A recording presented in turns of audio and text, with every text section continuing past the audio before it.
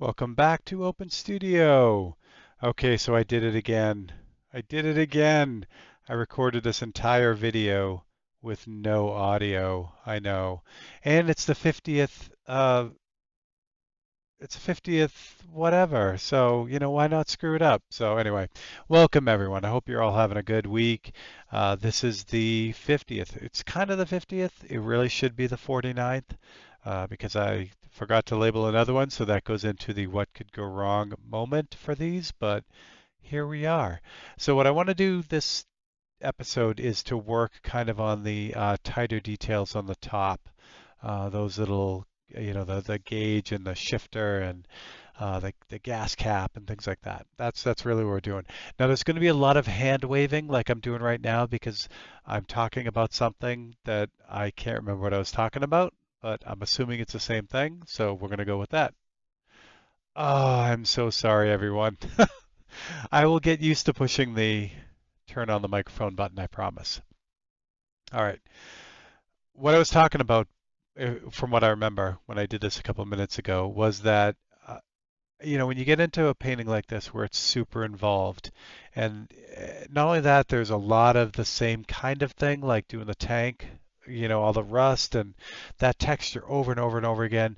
I kind of get numb, kind of get bored sometimes. So this is a way for me to kind of not get bored within a painting. And I'll start working on other things, even though I really should finish the tank and finish the little box on the top and stuff. Um, by moving on to something else, it just keeps me engaged. And that's really good. There are a couple ways to do that. You could work on this painting, or I could jump to a completely different painting to kind of get my, interest back up in it. Not necessarily back up in it. I don't want to sound like I'm getting bored of it, but you get almost like fatigue, I guess, and it's a nice thing to be able to jump off of one thing and jump on back onto it later, and then have kind of a refreshed view of it. So that's what we'll be doing this week. We'll be working on these top pieces. Think I was talking about I mean not the webcam, but the palette cam. Yeah, I was. The red grass wet palette has been absolutely amazing. I love the thing to death. A couple things that I find that I need to keep track of with this is that because it's constantly wet, essentially, it has a chamois type pad underneath that can grow mold. There are things you can do to stop that. The pad itself has an antimicrobial element to it, so that helps. But I also keep a little piece of copper in there, which copper deters mold growth.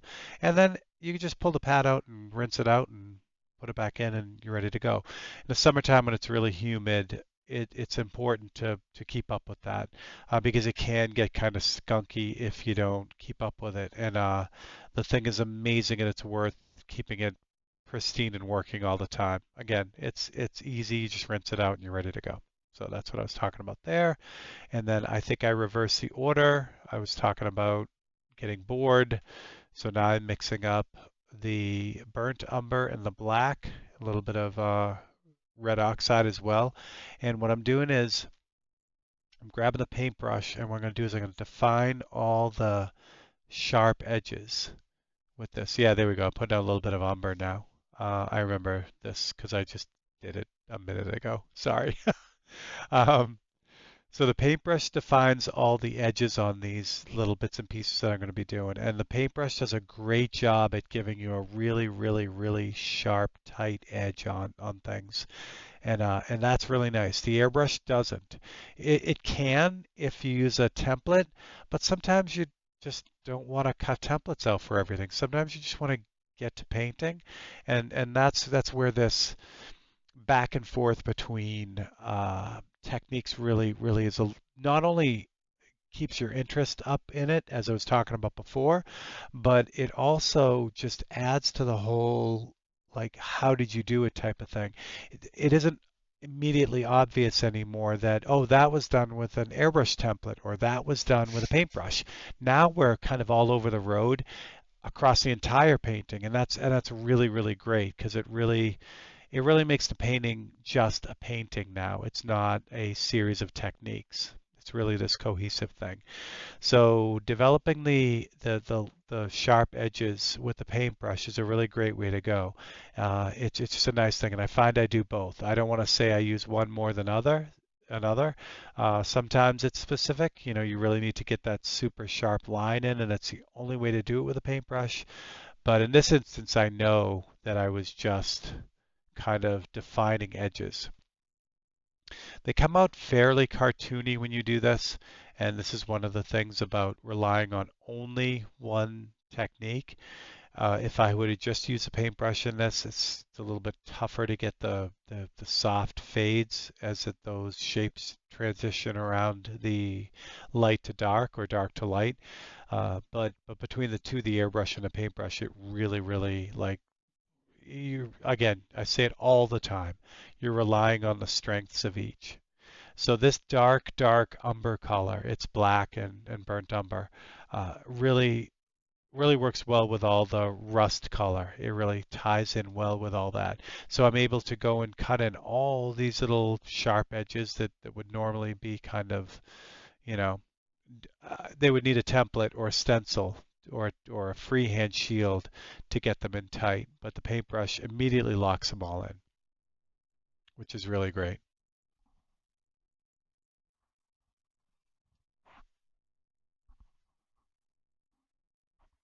Yeah, so the gas cap, the ridges under the gas cap, and then the shifter as well. Now the shifter itself has a lot of um, like warm brownish rusty color. The top of the shifter has been worn, obviously because the rider has been using it. It's very steel-like, so I'm going to avoid using this color a lot on the ball of the shifter, but I did put a little bit there, and that's as I kind of backed off as I was kind of working on it, knowing that that needed to be a little bit more blue. Moving on to the frame. Whatever that frame is in the back, the braces, I think it's still part of the sidecar. I need to do my homework on that. I need to find out what those braces are. It's difficult to tell in the photograph if those are braces. No, those are definitely braces, but where the top of the sidecar is difficult to see in the photograph. So what I'm going to end up doing is reverting to some of the other photographs I have of this bike. I do have this bike from a couple different angles, which is really going to help a lot. I'll be able to kind of piece together the information as I roll on this to figure out what those bits and pieces are, which will be great.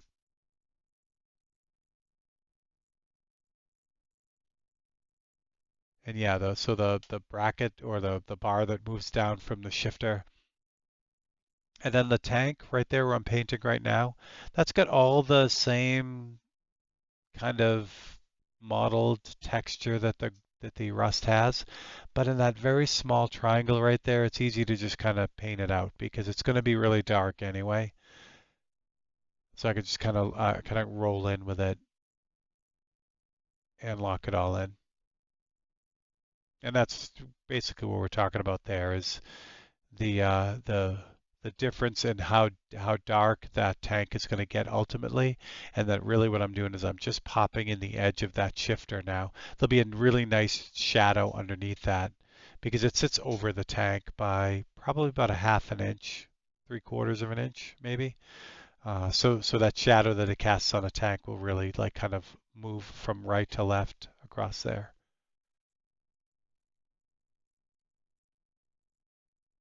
And for those who are still wondering, that's a Winsor & Newton Series 7 watercolor brush, and it's size 00, sorry, it's my go-to detail brush right now. I do love that brush.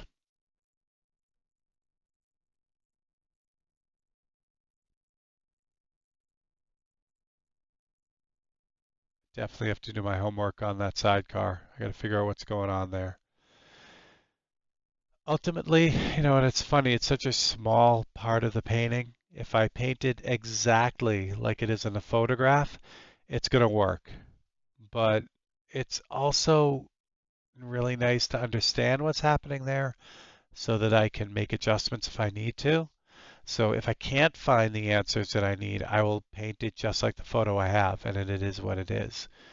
But we'll see as we go on that. That's the only thing that I won't share with you in the videos is any of that extra research that I do. But the painting part of it's still all included, which is great. All right, so there's the top edge of that. I think it's the gauge, one of the gauges. And that top edge that I was just kind of painting is stainless or it's some sort of steel, has a very blue cast to it. And I'm talking about the shifter head right now. So it's again, it's very blue. It's very, very blue. Almost like the top of the front fender. So I got to deal with that after the fact since I have brown on the brush.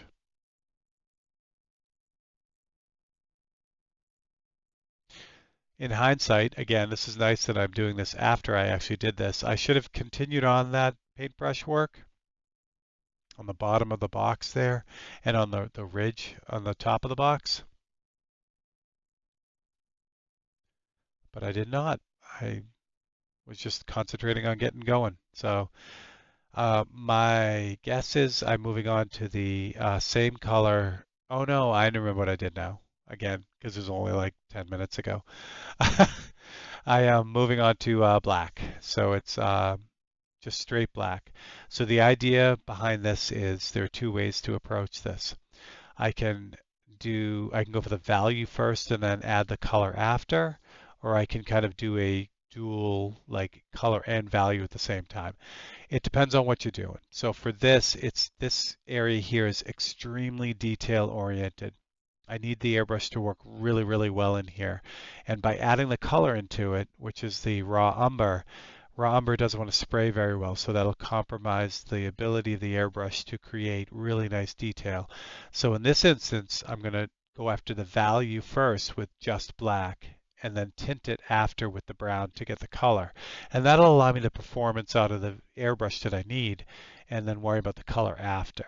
So that's kind of what we're doing. And I'm taking a long time to, oh, I know what it was. I know exactly what it was. I was working on another painting right before this, and the airbrushes had a bunch of blue in them, which doesn't work for this painting. So I'm cleaning the brush out right now, getting ready for the black, I think. I hope. Uh, it is seriously a little button that lights up that says microphone on, and I am continuously forgetting to push the button. So you guys can leave it in the comments. You can make fun of me all you want. I totally appreciate it, and I totally deserve it. But I'm getting my voiceover skills down now because of it. So because it's that's the thing. I can't re-record this because it's all painted now, and so it has to kind of happen when it happens. So it's good for me though. It's a clearly what could go wrong moment that often goes wrong, unfortunately. It is teaching me some good things though, because as I get the voiceover part of it down, I'll be able to go back into a lot of old footage that I don't have any voice on anyway, and I'll be able to put voiceovers on those videos as well and get those up. So that's good too. I seem to be taking extra long time with whatever I'm doing right now, so don't really remember what that was. Questioning whether it was really important. Probably was. Maybe? No? Yeah? I don't know.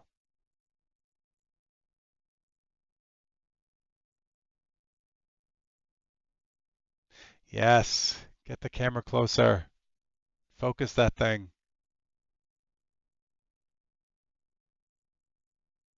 There we go. I'm finding the Canon camera I have is amazing. The lens, the autofocus lens, does not like what I do, so it tends to have a really hard time focusing on what I would like it to focus on. It makes up its own thing, so we're getting that down. So I've been good about switching it to manual focus, and well at that scale, you're seriously right on top of it. Doesn't work for the airbrush looking in there, but it will work on the painting. Okay, So I know I have black in there. I know we're ready to go. You do get a good look at the texture on that tank, though, the rust texture. Still a lot more to do on that. But again, I was just kind of getting burnt out on doing the rust, so we end up switching it up. Probably the next step on that rust is the black, so we could have used it. All right, so now we start working on the edges. So I've defined the edges with the paintbrush, and now I can kind of start fading out the gradations with the airbrush. It's what the airbrush does really, really well. And as long as I don't get too close to that edge is going to stay really, really sharp. And then it becomes impossible to tell how I did it. Either I could have used a stencil or I could have used whatever, but now it becomes difficult to see the process, and that's really what it has to be for me. I want the painting to stand by itself. I don't want it to be a collection of techniques. So even though I'm super familiar with this reduction of black, which is 1 to 10, 1 part paint to 10 parts reducer, and this brush, which is the Micron B, I start in a spot that's going to be really, really almost opaque in a way. That'll give me a chance to really make sure the brush is working well, that the paint's working well, there's no surprises, no chunks of paint in there to stop things. And then once I know that the brush is working right, then I can kind of spread it out and move on to the more delicate fades and the more tighter details now that I know everything's working well. And that's kind of why I started there. So now I wouldn't have started with that middle gradation that I'm doing right now, because if the brush was cranky and not working well, a blowout there would be bad. It would just need to be, fixed. You'd take the time to fix it. But now I know the brush is working good, so it makes it easy to drop that in. Now the lighter parts of that gauge, the round barrel of that gauge is very blue, where right now there's just some brown on there. So I'm going to have to leave a pretty wide opening there in that reflection so I can add the blue later and then finish it. It's not a big deal. The blue should have been done first, but I was on that path. I did the outline, I had the black in the brush, and I'll just leave room for it and then kind of button it up later. There's lots of chances in this painting to bounce around. There'll be tons of times I'll be using the blue. There'll be tons of times I'll be using the black. So I just have to mentally keep it in my head where those things are so that when I do have the blue in the brush, I can say, oh yeah, I remember that. I should have done that, and I could just drop it in. So yeah, it's a lot of rinse and repeat from here. It's a lot of just kind of using that black to gently shade out the lines to kind of soften them up.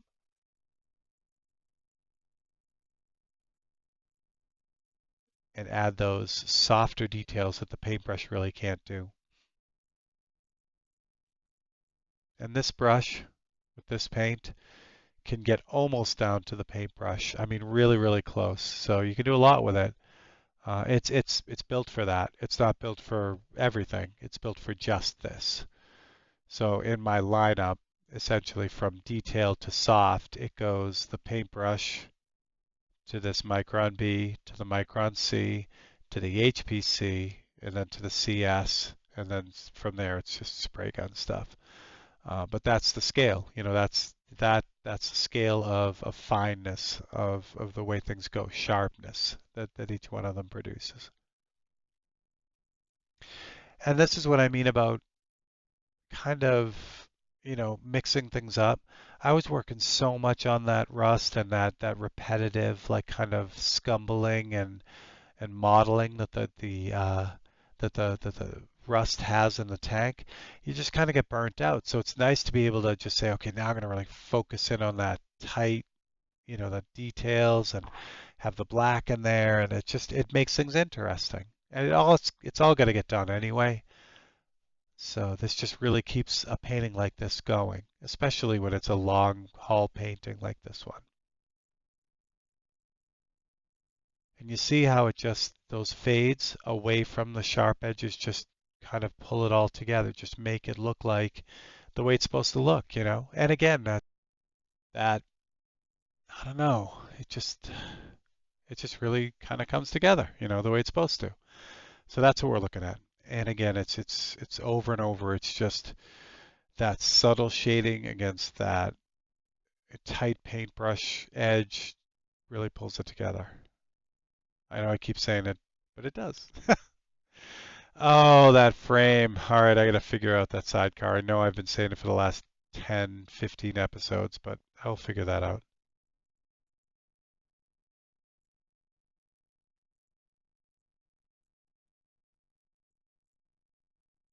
I do move on to the box a little bit. I should have, I don't know why. I could probably almost finish that box with a hard edge on the bottom and then the airbrush.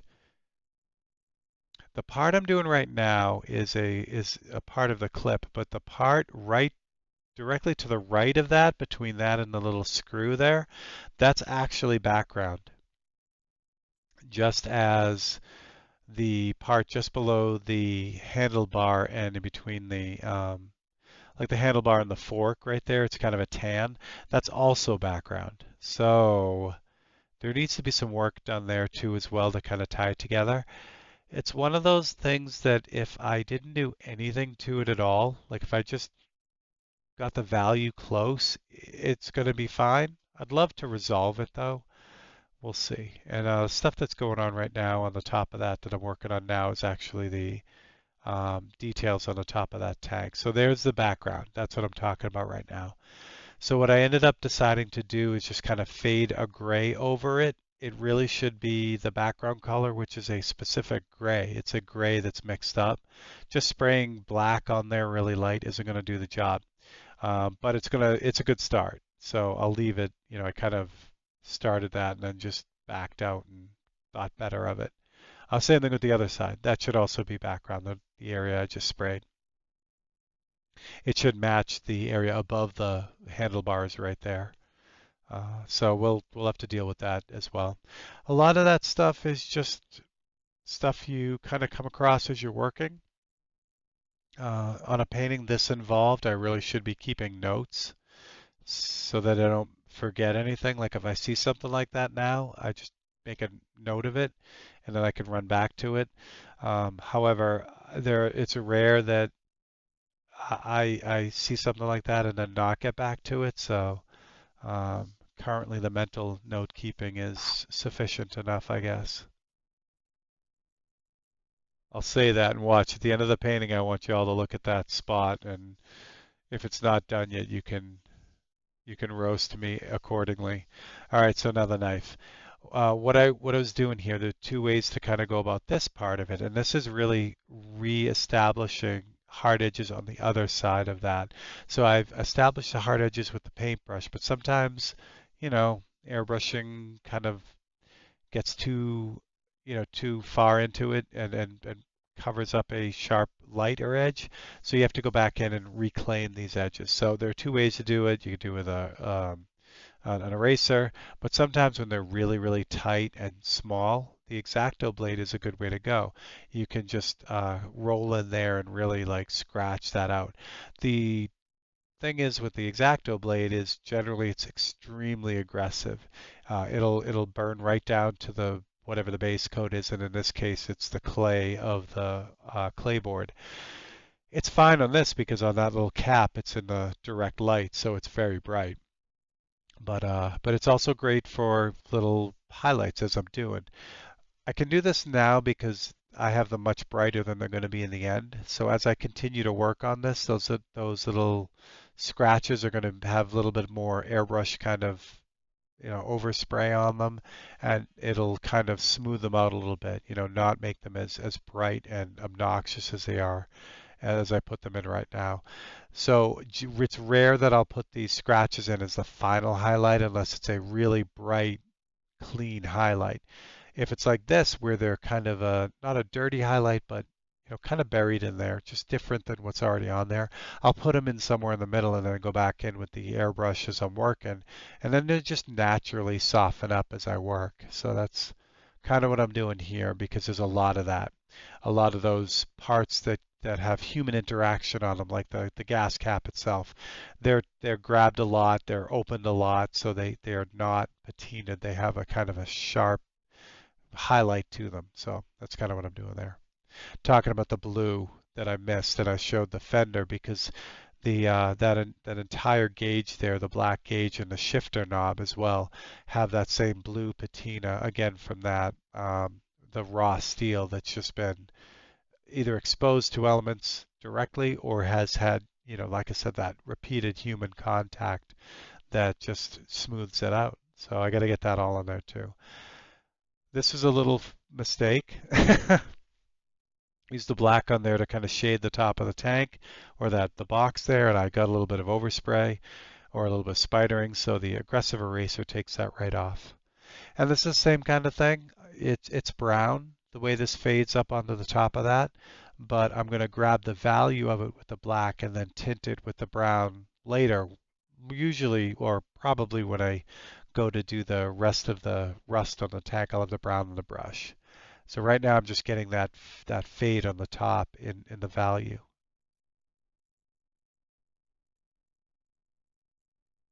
Yeah, not bad. Not bad at all. I'm talking about the brake or the clutch and brake cables there. Those are the very last thing to do because they are on top of everything. They move across everything that's in the picture. So when I get to that point, it's going to be a really good day because it means all that stuff underneath is already done. So it's really nice. Now, with the airbrush, what I'm doing is exactly what we were just talking about. I'm going around those scratches, those knife scratches. So those will soften all those scratches up and just make them more natural, like the weld marks at the bottom of the tank that I just did, or the inlet there, or the spout. Just helps to blend those scratches in, just like it blends the paintbrush lines in. Just really, just I don't know, it makes it less technique specific, and that's great. I like that. Yeah, I know what I'm gonna do. So there's a bit of the bracket that holds the shifter on there that was totally covered with paint. So I'm just reclaiming that with the knife at this point. And again, that's how it goes. It just, I'm blocking things in big areas. I'm kind of moving across big areas. Sometimes details get covered, so you have to like take a minute and pull them back out, and that gets more and more refined as the painting goes along. And that's also the fun part about it. It seems like real nitpicky stuff, but when you sit back and that whole area lights up because you've reclaimed an area or included a highlight, it's really the most fun for me in a painting. The shifter is perfectly round. There's overspray on this, and so what I'm doing is I'm just kind of making that shifter, the top of the shifter round again with the knife. There's UVLS clear on that though, so the knife has to get through the clear first and then it can get down into the paint. So with an instance like this, what I really have to do is just be super patient. You're using the knife and you're making repeated scratches over and over and over again. You're not trying to dig down into it.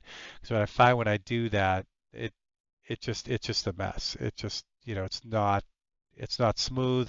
You end up digging down too deep too fast. So I just really lightly just kind of scratch the knife back and forth until I break through each layer to get down to where I want to get down to.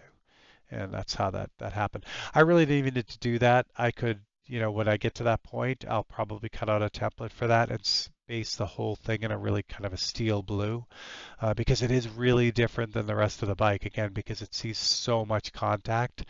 It's really smooth. Yeah, it looks like a steel, like, I don't know, like a steel marble kind of thing. All right, and this is the moment. I'm backing up the camera to show it to you kind of head on here.